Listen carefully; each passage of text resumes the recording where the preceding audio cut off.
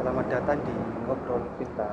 Hari ini kita akan bahas bagaimana teknologi mengubah cara kita belajar. Bersama saya ada 3 teman ngobrol seru.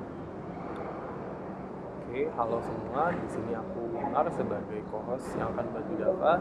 Di sini saya bersama dengan narasumber kita yang lalu ada mahasiswa kita. Halo semuanya, terima kasih telah mengundang. Senang rasanya di sini aku bisa berbagi insight tentang pendidikan dan teknologi sama kalian. Hai, Iya, halo.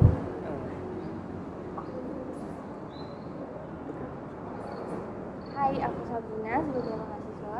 Jujur excited banget di sini buat belajar bareng tentang teknologi. Langsung saja, menurut Anda apa tren terbesar teknologi saat ini? Oke, kalau kita ngomongin teknologi, menurut saya itu yang paling ngetren sekarang adalah assistant management yang learning ya, yang berbasis teknologi, kayak misalkan AI atau e-learning atau misalkan platform meeting online kayak Zoom dan sebagainya. Itu sekarang udah naik daun banget sih sekarang digunakan oleh mahasiswa untuk membantu proses belajar yang ada yang sekiranya tidak bisa dilakukan secara langsung seperti itu. Jadi kayak seperti Zoom gitu. Betul. Gitu ya. Kalau dari sisi mahasiswa sendiri bagaimana? Kalau buat aku ya, pembelajaran online dari teknologi ini itu benar-benar efektif banget karena kita bisa akses dimanapun, kapanpun. Cuman sisi negatifnya tuh bikin kita males, kayak tentang disiplin karena harus ngulur-ngulur waktu kan bisa aja. Sama ini nggak sih kayak ngantuk gitu kalau bisa online. Beda kan suasana kalau misalkan di kelas itu kan ada apa ya, ambience yang bikin kita tetap melek gimana caranya gitu kan. Apakah ada kendala-kendala selama proses? Oke, untuk kendalanya sih sebenarnya banyak ya kalau kita ngomongin teknologi ini, karena dari kendala eksternal maupun internal itu pasti ada. Contohnya kalau eksternal tentunya ketersediaan sarana prasarana yang memadai.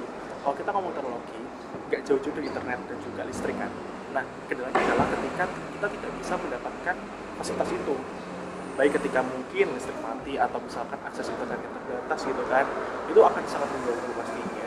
Kemudian yang seperti tadi masalah internal bisa jadi jenuh gitu kan, atau mungkin karena kita sudah dienakan dengan enaknya online tadi, kita jadi mengulur waktu, kita jadi menggampangkan seperti itu, jadi timbulnya rasa malas seperti itu. Itu sih dua kendalanya.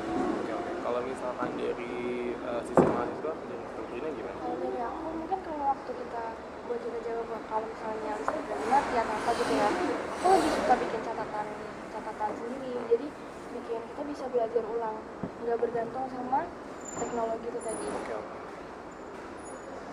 Dan apakah selama proses pembelajaran itu kalian happy? Oh tentu, kalau ini mungkin kembali lagi ke suasana kelas ya, tergantung dari pribadi pengajarnya juga, karena memang di sini memang pengajar, dosen, guru dan sebagainya itu memiliki apa ya, tanggung jawab dan juga beban moral untuk menjadikan suasana kelas menjadi lebih baik seperti itu. Ada tambahan kayak mungkin bisa dari sisi mahasiswa ini kamu kasih tips and trick nih supaya kalau misalkan belajar online itu nggak jenuh. Kan tadi kan kamu bilang nyatet materi ya, itu kan biar kayak ingat gitu. Kalau misalkan biar nggak jenuh itu bikin misalkan kayak contoh suasana kamarnya dibikin kayak terang atau apa, mungkin kamu bisa kasih tips and trick buat teman-teman. Dikit kalau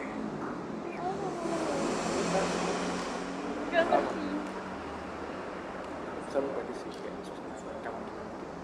Kalau dari aku ya mungkin biar kita nggak ngerasa jenuh, suasana kamar kita tuh bisa dibikin lebih terang, lebih nyaman, terus mungkin sambil dengar musik atau yang lain. Ini sih kayaknya itu aja.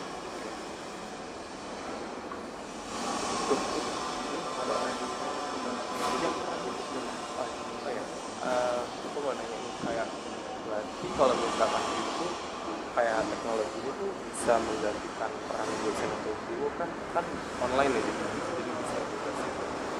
Oke, kalau mengenai itu jujur dari sudut pandang mengajar ya, sebelum sekarang ada AI tutor dan sebagainya yang katanya sih bisa menggantikan ya, tapi menurut saya sendiri dan mungkin beberapa pengajar lain tidak bisa ya, karena secanggih-canggihnya teknologi tetap tidak bisa mengalahkan manusia gitu. dari segi empatinya, simpatinya itu nggak bisa digantikan. Jadi tetap teknologi bagi saya itu sebagai asisten saja, membantu saja. Tetap kita butuhkan manusia untuk membimbing. Karena ya menurut saya pembelajaran yang paling efektif adalah ketika berinteraksi langsung dengan manusianya. Teknologi kita gunakan sebagai media untuk membantu pelajarnya manusia seperti itu. Jadi jawabannya tidak akan menggantikan, tapi kalau misalkan tidak dimanfaatkan dengan baik, bisa jadi sisi pengajar ini dianggap tidak dibutuhkan lagi oleh mahasiswa atau murid seperti itu. Kalau misalkan dari sisi mahasiswa, Kalau dari aku mungkin teknologi ini cuma ngebantu secara garis besar aja. Kalau buat secara detailnya hal yang kita paham itu lebih ke pengajar.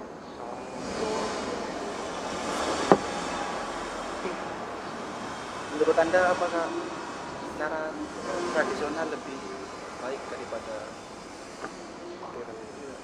Kalau dibilang lebih baik mungkin agak susah, tapi saya lebih suka bilangnya kolaborasi atau kombinasinya. Jadi sisi tradisionalnya ada, ya kan kita berinteraksi langsung, dan juga sisi modernnya juga ada. Kalau misalkan kita bilang lebih baik yang mana, akan lebih baik jika kita bisa mengkombinasikan dua itu dengan baik. Sebenarnya tidak ada yang cenderung lebih baik gimana, tidak ada sebenarnya kalau menurut saya seperti itu.